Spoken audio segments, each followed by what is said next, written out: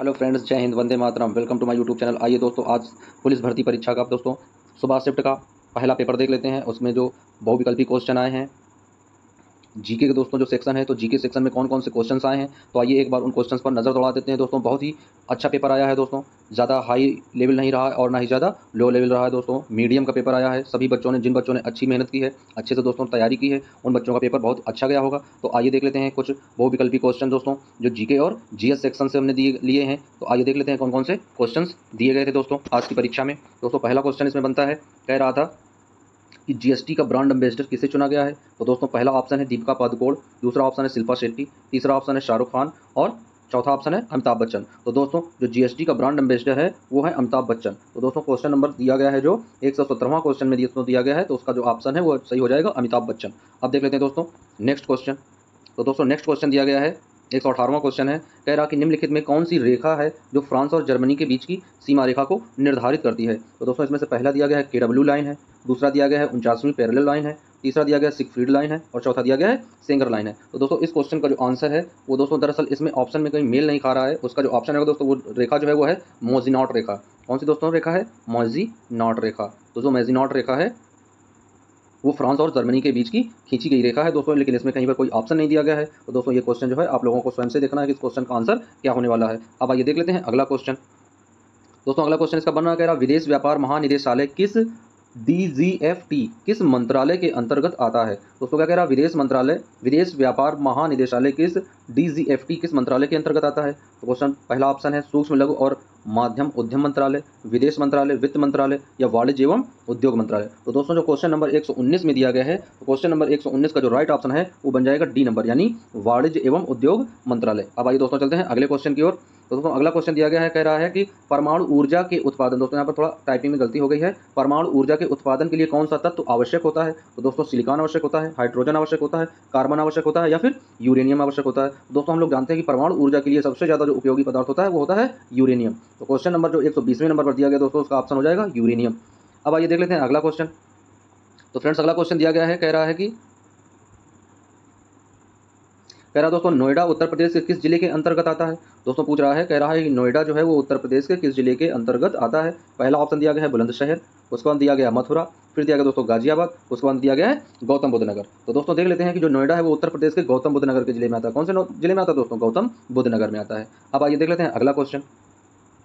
तो दोस्तों अगला क्वेश्चन दिया गया है, कह रहा कि विश्व डाक दिवस कब मनाया जाता है। तो दोस्तों देख लेते हैं कि विश्व डाक दिवस जो है उसे कब सेलिब्रेट किया जाता है। क्या 3 अक्टूबर को मनाया जाता है, 15 अक्टूबर को मनाया जाता है, 10 अक्टूबर को मनाया जाता है या फिर 9 अक्टूबर को मनाया जाता है। तो दोस्तों जो विश्व डाक दिवस है वो मनाया जाता है 9 अक्टूबर को। तो क्वेश्चन नंबर 122वें का दोस्तों जो राइट ऑप्शन होगा वो हो जाएगा डी नंबर। दोस्तों ये जो भी क्वेश्चन आप लोगों को बताया जा रहा है, ये सारे क्वेश्चन आज की परीक्षा में यानी सुबह वाली शिफ्ट में यूपी पुलिस की जो परीक्षा हुई है दोस्तों, आज की परीक्षा में यानी 23 अगस्त 2024 की दोस्तों जो परीक्षा है उसमें ये सारे क्वेश्चन पूछे गए हैं दोस्तों। तो आइए अपने अपने आंसरों को दोस्तों मिलाकर अपने आप को आत्मसंतुष्टि कर लेते हैं कौन से क्वेश्चन किसके सही गए हैं। तो अब दोस्तों बढ़ते हैं अगले क्वेश्चन की ओर।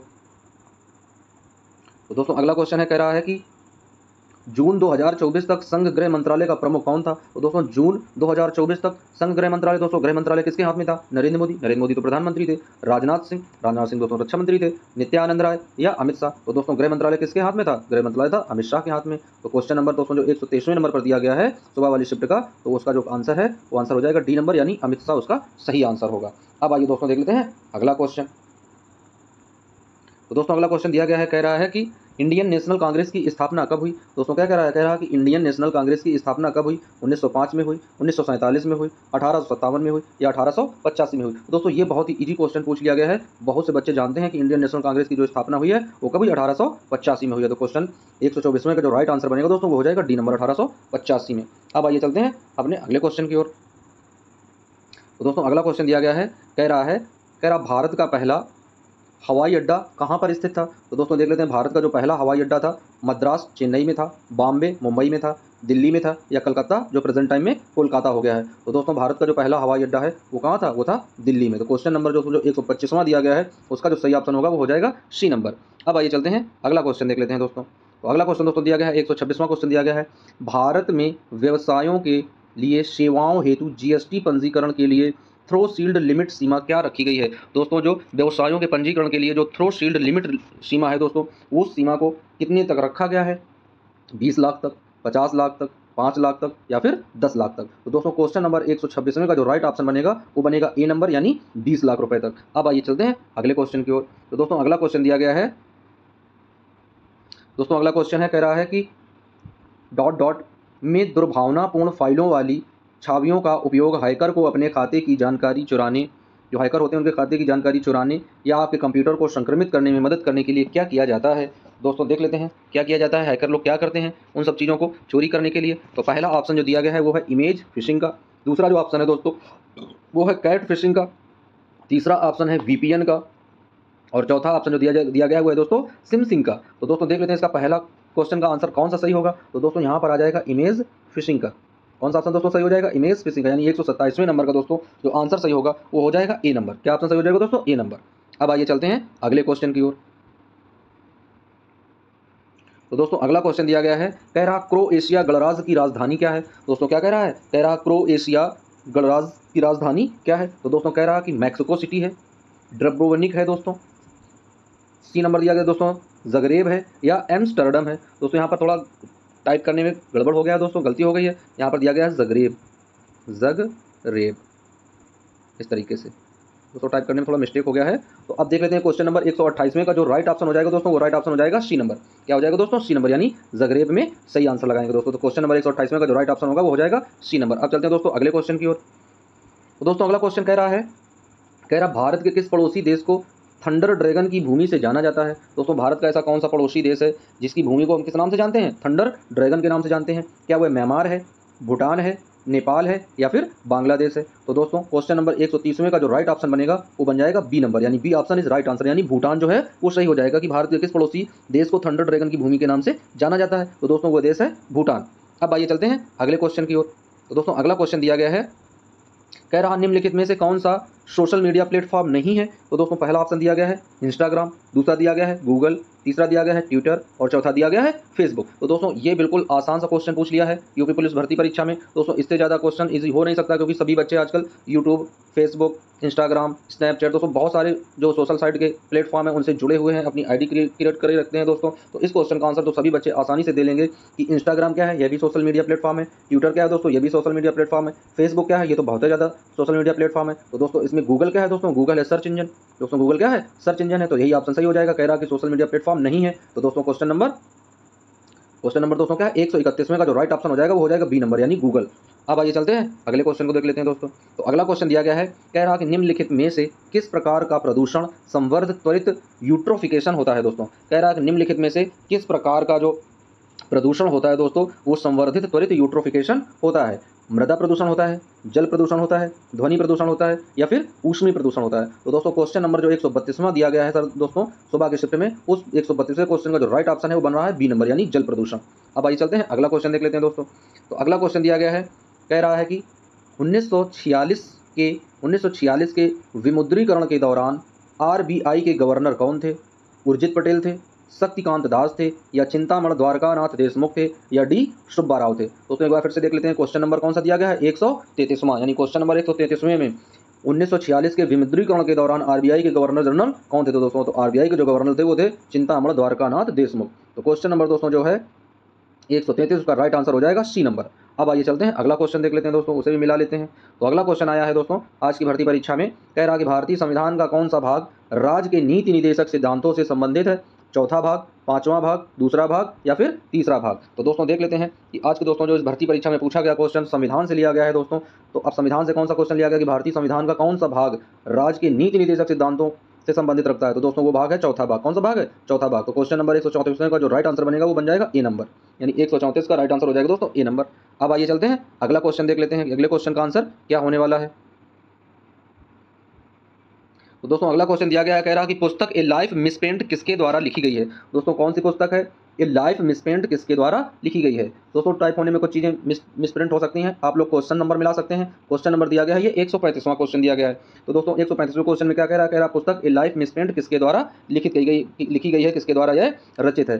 क्या यह पंडित जवाहरलाल नेहरू के द्वारा रचित है, क्या यह सूर्यकांत त्रिपाठी निराला के द्वारा रचित है, क्या यह महादेवी वर्मा के द्वारा रचित है, क्या यह मैथिली शरण गुप्त के द्वारा रचित है। तो दोस्तों 135वें का जो राइट आंसर हो जाएगा वो हो जाएगा सूर्यकांत त्रिपाठी निराला। ये लाइफ मिसप्रिंट पुस्तक दोस्तों जो है वो किसकी है, सूर्यकांत त्रिपाठी निराला जी की है। तो क्वेश्चन नंबर 135वें का दोस्तों, क्वेश्चन नंबर 135वें का जो राइट ऑप्शन हो जाएगा वो हो जाएगा बी नंबर, यानी सूर्यकांत त्रिपाठी निराला जी। अब आइए चलते हैं दोस्तों, देख लेते हैं अगला क्वेश्चन। दोस्तों अगला क्वेश्चन कह रहा है कि रमन सुब्बा राव जिनका हाल ही में निधन हो गया है वो किस खेल से जुड़े हुए थे। दोस्तों क्या कह रहा है कि रमन सुब्बा राव जिनका हाल ही में निधन हो गया है वह किस खेल से जुड़े हुए थे। क्रिकेट से जुड़े थे, टेबल टेनिस से जुड़े थे, फुटबॉल से जुड़े थे, या फिर हॉकी से जुड़े थे। तो दोस्तों देख लेते हैं कौन सा नंबर दिया गया क्वेश्चन का। क्वेश्चन नंबर है 137, यानी 137 क्वेश्चन नंबर पर दिया गया है। तो इसका जो राइट आंसर होने वाला है 137 का दोस्तों, रमन सुब्बा राव का संबंध किससे है। तो दोस्तों रमन सुब्बा राव का संबंध है क्रिकेट से। तो रमन सुब्बा राव किससे जुड़े हुए थे, क्रिकेट से जुड़े हुए थे। तो क्वेश्चन नंबर 137 का राइट ऑप्शन हो जाएगा ए नंबर। अब आइए चलते हैं अगला क्वेश्चन भी देख लेते हैं दोस्तों, क्लियर कर लेते हैं।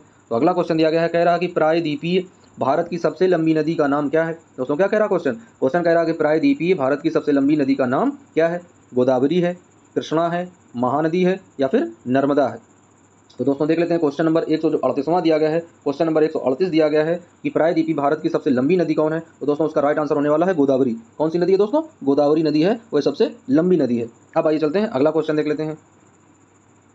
तो दोस्तों अगला क्वेश्चन दिया गया है, कह रहा है कि NHRC का पूर्ण रूप क्या है। दोस्तों इसी को शॉर्टकट में सब लोग क्या कहते हैं, NRC। दोस्तों इसका पूर्ण रूप क्या है, NHRC, यानी NHRC का पूर्ण रूप क्या है। National humanity rights commission India है, national human rights commission India है, या national human rights commission India है, या natural human rights commission India है। तो दोस्तों क्वेश्चन नंबर ये कौन सा दिया गया है, क्वेश्चन नंबर ये दिया गया है 139। अब 139 क्वेश्चन को दोस्तों देख लेते हैं। तो कौन सा ऑप्शन सही हो जाएगा, national human rights commission India. तो दोस्तों क्वेश्चन नंबर 139 का जो राइट ऑप्शन हो जाएगा वो हो जाएगा सी नंबर, यानी national human rights commission India.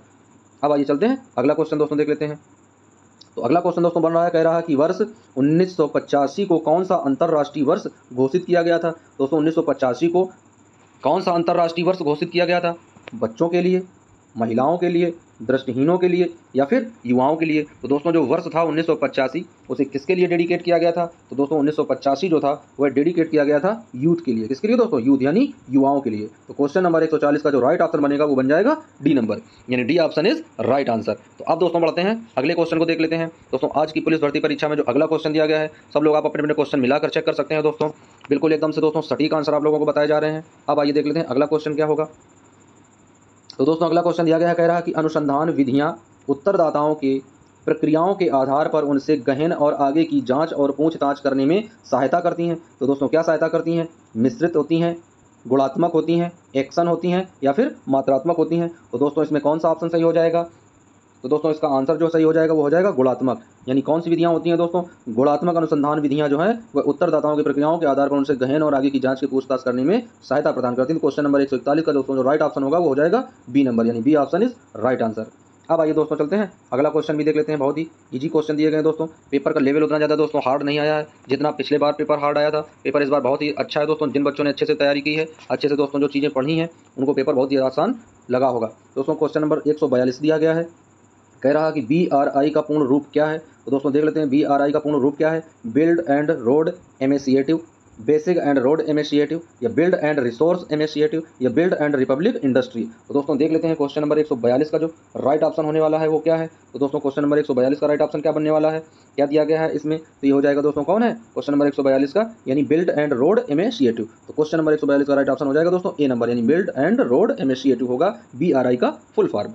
अब दोस्तों चलते हैं अगला क्वेश्चन देख लेते हैं दोस्तों। तो दोस्तों अगला क्वेश्चन है, विशिष्ट व्यक्तियों को उस संगठन की सुरक्षा को खतरे में डालने की कोशिश करता है जिसके लिए वो काम करते हैं। तो दोस्तों क्या है, स्पैमिंग के स्पीयर फिशिंग होता है, या साइबर स्केटिंग होता है, या फिर स्किनिंग होता है। तो दोस्तों इस क्वेश्चन का आंसर दोस्तों अभी आंसर पूर्ण रूप से संतुष्ट करने वाला आंसर इसका प्राप्त नहीं हो सका है। तो दोस्तों आप लोग इस क्वेश्चन के आंसर को रिजर्व रखें, जब आंसर किया जाएगी तब इस क्वेश्चन का आंसर क्लियर करेंगे। अब आइए चलते हैं अगला क्वेश्चन देख लेते हैं। दोस्तों अगला क्वेश्चन दिया गया है, कह रहा है कि पहली बार राष्ट्रीय कृषि नीति कब घोषित हुई। दोस्तों क्या कह रहा है पहली बार राष्ट्रीय कृषि नीति कब घोषित हुई, मार्च 2004 में, जनवरी 2004 में, या जुलाई 2000 में, या मार्च 2002 में। तो दोस्तों क्वेश्चन नंबर 144वां है। तो क्वेश्चन नंबर 144वें का आंसर कौन सा सही है, तो देख लेते हैं दोस्तों कि पहली बार राष्ट्रीय कृषि नीति घोषित कब हुई। तो दोस्तों पहली बार जो राष्ट्रीय कृषि नीति है वो घोषित हुई दोस्तों जुलाई 2000 में। तो क्वेश्चन नंबर 144वें का राइट ऑप्शन बन जाएगा सी नंबर, यानी जुलाई 2000 में। अब दोस्तों चलता है अगले क्वेश्चन को देख लेते हैं भाई। तो दोस्तों अगला क्वेश्चन है, कह रहा कि अफ्रीका के आर पार दौड़ लगाने वाले, क्या कह रहा दोस्तों, कह रहा कि अफ्रीका के आर पार दौड़ लगाने वाले पहले व्यक्ति कौन है। भाई ऐसे कौन से व्यक्ति हैं जो अफ्रीका को आर पार तरीके से दौड़ गए, यानी अफ्रीका के एक साइड से दूसरे साइड तक दौड़कर निकल गए, ऐसे कौन से व्यक्ति हैं? तो दोस्तों व्यक्ति का नाम क्या है? ए ऑप्शन में क्या दिया गया है? शिशाय लेमा है, या कैनिनिशा बेकले हैं, या डेनिस की मेटो है, या रस कुक हैं? तो दोस्तों देख लेते हैं जो क्वेश्चन नंबर दिया गया है 146वां नंबर। तो दोस्तों क्वेश्चन नंबर 146वें का जो राइट ऑप्शन बन रहा है वो बन रहा है डी ऑप्शन, यानी रस कुक जो हैं वो अफ्रीका के पहले ऐसे व्यक्ति हैं जो अफ्रीका को आर पार तरफ से दौड़कर उन्होंने पार किया है। तो दोस्तों ये क्वेश्चन जो थे बहुत ही इंपॉर्टेंट क्वेश्चन थे, इन क्वेश्चन को आंसर आप लोग मिला सकते हैं। अब आइए देख लेते हैं अगले और इससे भी ज़्यादा इजी क्वेश्चन दोस्तों दिए गए हैं, तो देख लेते हैं। तो दोस्तों क्या कह रहा है भारतीय कृषि अनुसंधान संस्थान ने भारत में संरक्षित बासमती किस्मों की खेती के लिए किस देश के खिलाफ कानूनी कार्रवाई की मांग की है? तो दोस्तों देख लेते हैं भारतीय कृषि अनुसंधान संस्थान ने भारत में संरक्षित बासमती किस्मों की खेती के लिए किस देश के खिलाफ कानूनी कार्रवाई की थी? तो दोस्तों ए ऑप्शन में दिया गया है म्यांमार, बी में दिया गया है बांग्लादेश, सी में दिया गया है अफगानिस्तान और डी में दिया गया है पाकिस्तान। तो दोस्तों क्वेश्चन नंबर 147वें का जो राइट आंसर होगा वो हो जाएगा दोस्तों पाकिस्तान। तो इसका राइट आंसर क्या हो जाएगा? पाकिस्तान बन जाएगा। अब दोस्तों देख लेते हैं अगला क्वेश्चन। तो दोस्तों अगला क्वेश्चन बन रहा है, कह रहा कौन सा भारतीय राज्य अपनी अनूठी वर्ली चित्रकला के लिए जाना जाता है? दोस्तों कौन सा भारतीय राज्य अपनी अनूठी वर्ली चित्रकला के लिए जाना जाता है? ऑप्शन दिया गया है महाराष्ट्र, राजस्थान, मध्य प्रदेश या फिर उड़ीसा। तो दोस्तों क्वेश्चन नंबर 148 का जो राइट ऑप्शन बन जाएगा वो हो जाएगा महाराष्ट्र। महाराष्ट्र जो है वो अपनी अनूठी वर्ली चित्रकला के लिए पहचाना जाता है। अब अगला क्वेश्चन दोस्तों देख लेते हैं। तो अगला क्वेश्चन क्या बन रहा है, कह रहा है कि चिकनकारी एक पारंपरिक कढ़ाई शैली है जिसकी उत्पत्ति उत्तर प्रदेश के किस शहर से हुई है? दोस्तों क्या नाम है? चिकनकारी। तो पहला ऑप्शन क्या दिया गया है? लखनऊ, दूसरा ऑप्शन दिया गया है नोएडा, तीसरा दिया गया है प्रयागराज और चौथा दिया गया है वाराणसी। तो दोस्तों चिकनकारी जो है लखनऊ, दोस्तों लखनऊ किनका शहर है? तो लखनऊ दोस्तों है शहर नवाबों का, और नवाब लोग क्या करते हैं? चिकन मटन खाते हैं दोस्तों। तो यहीं से इसको समझेंगे कि चिकनकारी कढ़ाई और चिकन मटन से दोस्तों क्या है? लखनऊ का संबंध है। तो क्वेश्चन नंबर 149 का जो राइट ऑप्शन हो जाएगा वो हो जाएगा दोस्तों ए नंबर लखनऊ। अगला दोस्तों क्वेश्चन देख लेते हैं, बहुत ही इंपॉर्टेंट और इजी क्वेश्चन आया था। कह रहा था कि महासागरीय अम्लीकरण का प्राथमिक कारण क्या है? तो दोस्तों क्या आया था क्वेश्चन में था महासागरीय अम्लीकरण का प्राथमिक कारण क्या है? समुद्री जल द्वारा CO2 का अवशोषण करना, तेल का रिसाव होना, अत्यधिक मछली पकड़ना या समुद्री जल में तापमान की वृद्धि होना। तो दोस्तों अम्लीकरण का सबसे ज़्यादा जो मुख्य मेन कारण होता है दोस्तों, इंपॉर्टेंट पॉइंट होता है, वह होता है CO2 का अवशोषण करना। तो क्वेश्चन नंबर दोस्तों 150वें का जो राइट ऑप्शन है वो है ए नंबर, यानी समुद्री जल द्वारा CO2 का अवशोषण होना। अब दोस्तों चलते हैं अगला क्वेश्चन देख लेते हैं भाई, इसका अगला क्वेश्चन क्या होगा।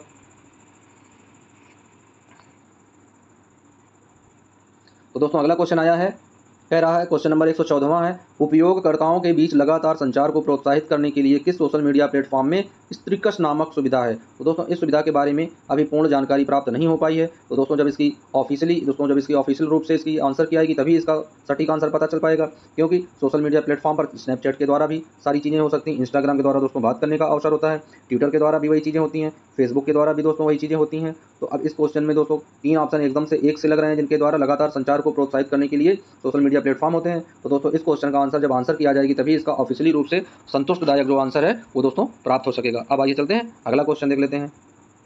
तो दोस्तों अगला क्वेश्चन है, कह रहा है कि द स्कारलेट लेटर किसने लिखी? दोस्तों जो पुस्तक का नाम है द स्कारलेट लेटर नामक पुस्तक किसने लिखी है? तो दोस्तों पहला ऑप्शन दिया गया है मार्क ट्वेन ने लिखी है, या हरमन वेल ने लिखी है, या वाशिंगटन इरविन ने लिखी है, या नॉथॉयल नील हॉथरॉन ने लिखी है। तो दोस्तों इसमें 4 ऑप्शन दिए गए हैं। तो क्वेश्चन नंबर 113वें का जो राइट ऑप्शन है दोस्तों वो नथाइल नील हॉथरॉन है। तो क्वेश्चन नंबर 113वें का राइट ऑप्शन हो जाएगा दोस्तों डी नंबर। यहाँ पर दोस्तों टाइप करने में कुछ त्रुटि हो सकती है, लेकिन आप लोग डी ऑप्शन माने, यानी क्वेश्चन नंबर 113वें का जो डी है नथाइल नील हॉथरॉन, तो वही इसका आंसर सटीक होगा। अब आइए देख लेते हैं अगला क्वेश्चन। तो दोस्तों अगला क्वेश्चन बहुत ही इजी आया था, कह रहा था कि निम्नलिखित में से कौन सा शब्द अलंकार नहीं है? दोस्तों पहला दिया गया श्लेष, दूसरा दिया गया है रूपक, तीसरा दिया गया है अनुप्रास और उसके बाद में दिया गया है यमक। तो दोस्तों हम लोग जानते हैं कि शब्द अलंकार 2 प्रकार के होते हैं, एक शब्द अलंकार, दूसरा अर्थालंकार। दोस्तों शब्द अलंकार में 3 आते हैं, कौन आता है? श्लेष आता है, यमक आता है और अनुप्रास अलंकार होता है। बाकी सब कौन से होते हैं? अर्था होते हैं। तो दोस्तों यहाँ पर ये जो बीच में रूपक लगा है, बस ये रूपक जो है यही शब्द अलंकार नहीं है। तो क्वेश्चन नंबर 59 का जो राइट ऑप्शन होगा वो हो जाएगा बी नंबर।